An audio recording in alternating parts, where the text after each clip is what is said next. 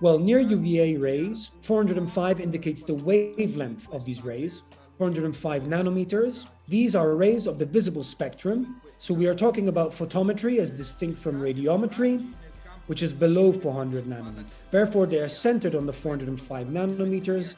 LEDs that are narrowly centered since they are below 400 nanometers with less energy. The visible light wavelength is between 400 and 780 nanometers. So they are visible and they have a color, ranges between violet and deep blue.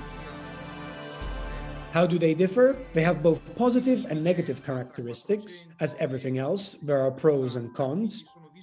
In terms of reflection and transparency, they are significantly better than UVC rays that are universally known as disinfectant rays, and therefore lend themselves to applications where reflection and transparency can be harnessed even more easily. As all visible rays, they can even envelop rather than suffer from, at least to a lesser extent, the problem of shadows. They can certainly be managed more safely compared to UVC rays. Let's say that they are clearly safer. Near UVA ray management is a precautionary kind of management. As it happens when UV rays are used, you need to wear sun goggles when you tan or for similar things we know very well. Consequently, safety is better managed. Clearly, attention should be paid to particular subjects such as albinos or those with photosensitivity problems, etc. However, it is generally manageable.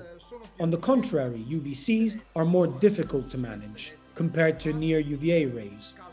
They are more effective from the electrical point of view, so they heat up less, to put it very simply.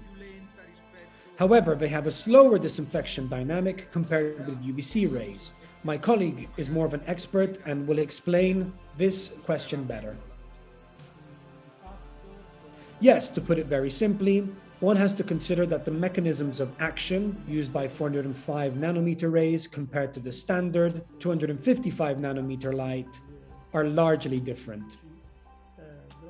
The former, that is near UVA rays, act mainly on the stress they produce on microbes as well as viruses, while as far as UVC ray goes, basically their main mechanism of action is the alteration of microbial multiplication, and consequently, microbes are no longer able to self-replicate. A microbe that does not self-replicate is basically that it's not harmful to your health, at least as far as the environmental context is concerned. A couple of words on what Professor Civenini has already mentioned about the management of near UVA rays, that it is made easier due to their very manageability. That is, whilst with UVC rays, one has to be particularly careful for potential risks for the eyes, for example, or also for the skin. Near UVA rays basically represent a frequency of light already present also in the sun. As we know, when one is intensely exposed to sunlight, there are no particular damages.